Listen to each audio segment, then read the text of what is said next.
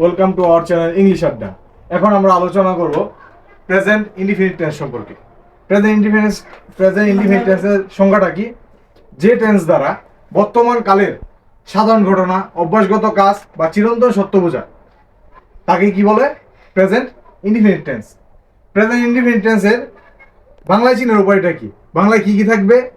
যাই, খাই, পড়ি, তাই থাকবে হচ্ছে বাংলায়। আমরা চিনতে পারবো যদি যাচ্ছি, খাচ্ছি, করছি, খেলছি এসব যদি থাকে তাহলে আমরা বুঝতে পারবো কি present indefinite tense. Present indefinite টেন্সের স্ট্রাকচারটা কি? প্রেজেন্ট ইনডিফিনিট স্ট্রাকচারটা হলো সাবজেক্ট প্লাস ভার্ব ওয়ান বা ভার্বের বেস ফর্ম, মানে খেলা হচ্ছে প্লে, ওয়ার্ক মানে কাজ, মানে এই বেস ফর্ম গুলো থাকবে, আর হচ্ছে অবজেক্ট থাকবে। যেমন এক্সাম্পল কি দিতে পারি আমরা? I play football every day. তাহলে এখানে সাবজেক্ট হচ্ছে আই, প্লে হচ্ছে গিয়া ভার্বের বেস ফর্ম, আর প্লে হচ্ছে যে খেলা, এটা হচ্ছে কাজ, এটা হচ্ছে ভার্বের বেস ফর্ম, আর ফুটবল এভরিডে এটা হচ্ছে গিয়া object.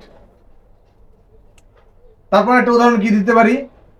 They arrive in the office.